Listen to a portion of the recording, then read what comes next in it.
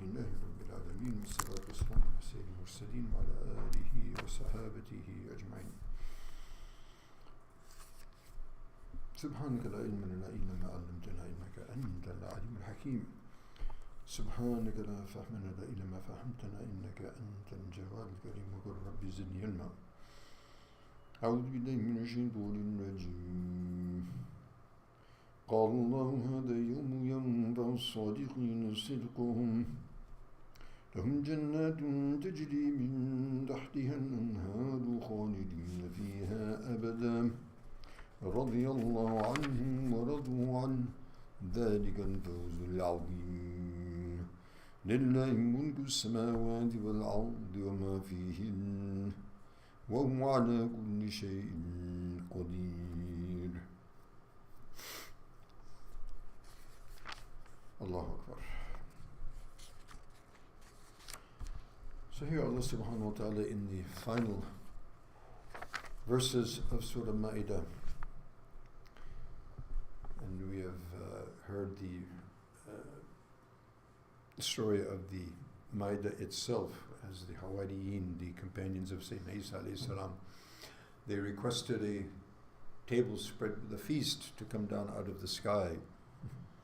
And Allah subhanahu wa ta'ala responded positively, but warned them that anyone who will disbelieve after that or break the oath and the commandments, they will suffer a torture and a punishment that no one else will suffer the like.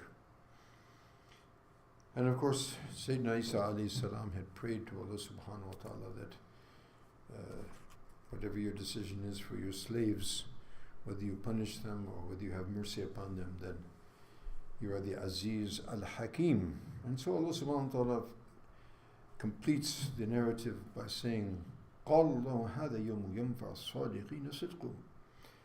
So Allah subhanahu wa ta'ala said, well, the narrative is that He will have said on the day of Qiyamah, that this is the day in which the truth of the truthful shall benefit them. The truth of the truthful. Now the truth here is not, as the Mufassirin mentioned, it's not simply the truth. Of course, the basic and root truth is the mention of Tawheed, La ilaha illallah, upon which all other truths are to be based upon, acceptability or non-acceptability. But rather, the Mufassirin mentioned that the sidq here is not only in speech but in action. So the people who are truthful in their iman, and they're truthful in their iman by not only saying the words of iman but having the belief of iman in the heart and expressing the actions of iman on the limbs of the body.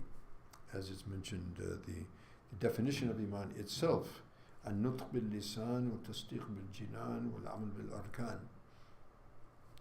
Mentioned with the tongue, and the mentioning of the tongue which affects the heart, and that verification of the heart translates upon all the actions of the body.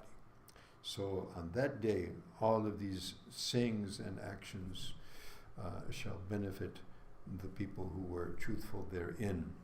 لَهُمْ جَنَّاتٌ تَجْرِي مِنْ تَحْتِهَا الْأَنْهَارُ. And of course, for those who would disobey, a punishment that no one else will suffer against them or opposite to them. These people, the sadiqeen, the truthful in their speech and action, for them are gardens underneath which rivers flow.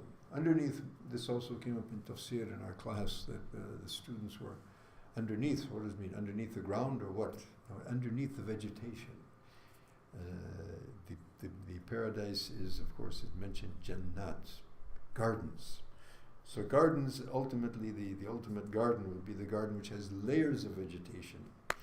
If we've seen in the sequoias, they're 200-300 feet tall, right? And if any of you have seen the Amazon jungle, then you have trees the size of which that they cut down a tree, they carve out a canoe, and 100 people sit in that. I've seen that myself in Guyana.